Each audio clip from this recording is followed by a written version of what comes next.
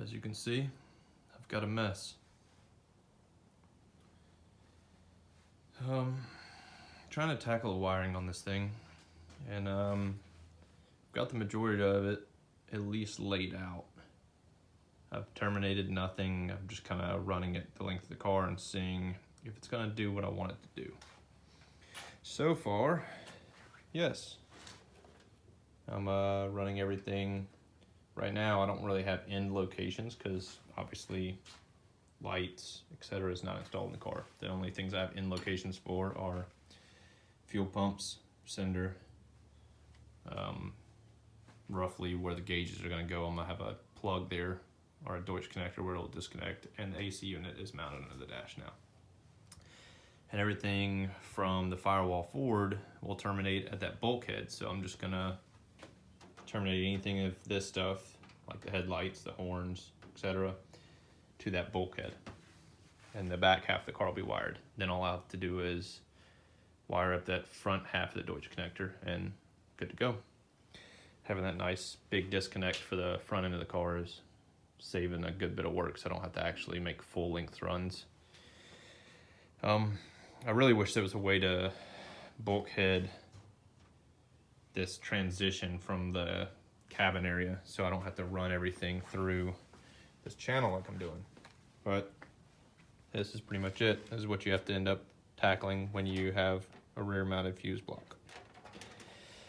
It looks like everything I have is going to end up fitting in this channel because this still has plenty of room.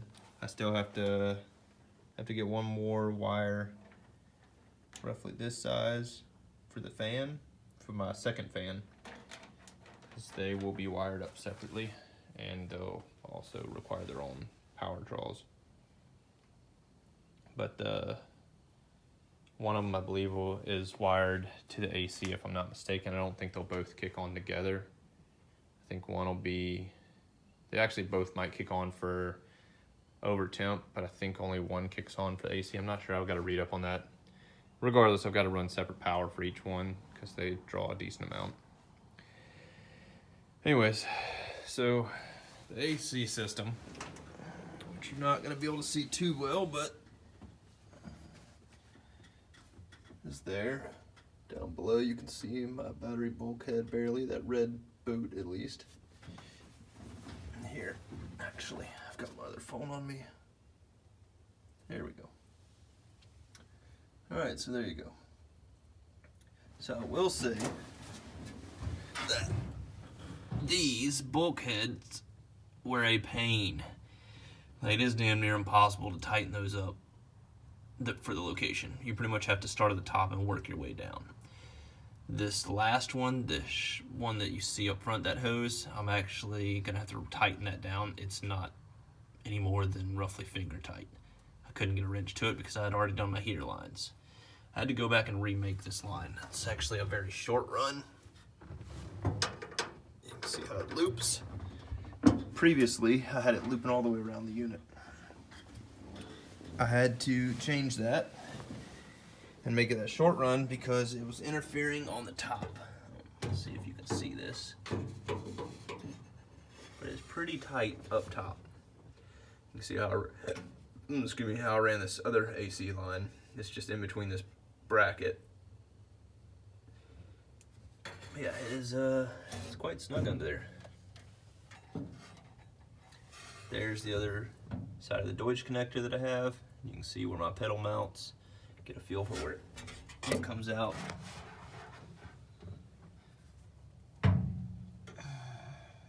yeah, plenty enough room for it to feed wiring down through there. My wiper motor here and its Deutsch connector. And then obviously all my wiring. Pretty much all of this here is what goes to the Deutsch connector for the bulkhead, minus this heat and air. And there's a couple of radio wires in here, radio battery, radio power. Those will just stay coiled up under the dash until I do a console. The heat, I'll have to stretch out whatever length I need and terminate it. I'll probably work on it next so I can get it actually wired up, plugged up. These three right here coming through where the ashtray and whatnot go are the main battery switch feeds. They are plenty long. And the reason for that is I finally bit the bullet and decided that it was a great idea to order this.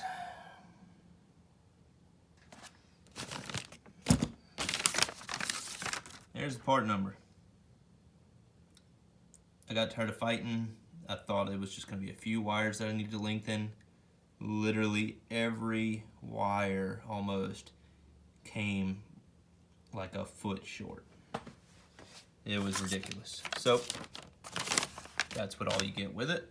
You get those wires.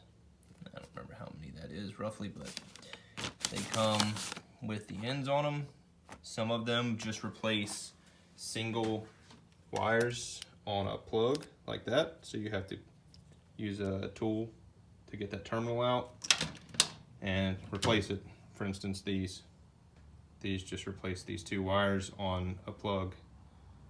You can see the little, well, maybe if it'll focus, see the little clips on the top of them. Yeah, those. Same thing with these plugs, which, like I said, there's plenty of slack up front where the ignition switch is. I've got a loop back here. I'll probably end up leaving the majority of the length on that in case I ever need to move anything around. And like I said, I plan to do a push button ignition later. I don't know how that ignition system is going to mount in the car, so I want to leave my length in case I need to mount them a certain way. So I'll leave it coiled up in here and then plug it in to that plug.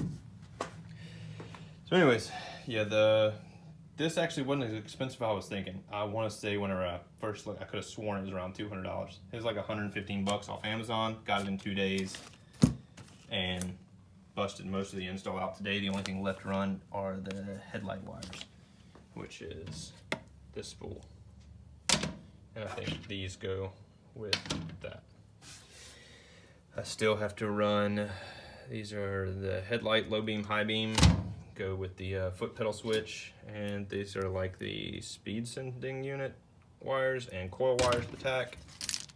And let's see, dash light, dash indicator, high beam indicator, okay, something like that. And then my fuel pump wiring, I still gotta get my relays done. I did drill the holes for the wires to come through. This style is a crimp-on terminal instead of the butt splice. Crimp-on terminals just like similar to these right here. And you feed them into the back and they lock in place, and you pop these little locking plates down on them and it secures them. Haven't figured out how I want to do all that because I've got to run a power source, which I'll probably grab off of this battery feed right here. And then the ground, I'm probably just gonna get a little ground distribution peg like that one because I have one already bought. And I'll mount it somewhere on here, grab a chassis ground, and feed all my grounds from my relays to that peg, along with the ground for this turn relay ground. Anyways, so that's what I've been doing today. I've got all this wire bought that is, I'm not gonna say a waste of money because I'll end up using a good bit of it for various things. And I've been wanting to get some wire to keep on hand because I end up needing it for random projects and whatnot. But this will all get sleeved once I get it all stretched out and terminated on the far end. Once I get it how I want it, I'll pull it all back from the trunk all the way up to the dash. I'll snake skin it with that nylon braid over there that's got the rubber band around it and heat shrink around it and protect it all. That stuff not only adds protection to the wire, but it also makes it slip through these channels so nicely. This insulation on these makes it snag on sharp corners and whatnot. That nylon braid just skims over it, so smooth.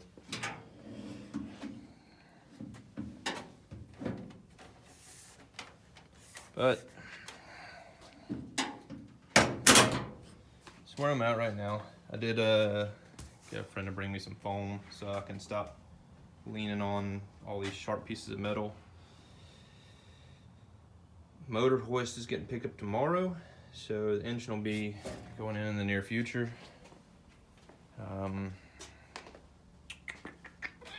I think that's it for now. Like I said, all I'm really working on right now is wiring. Once I get this thing wired up how I want it, I'll go back to doing things to make her pretty. But I want to get this thing able to crank and drive. So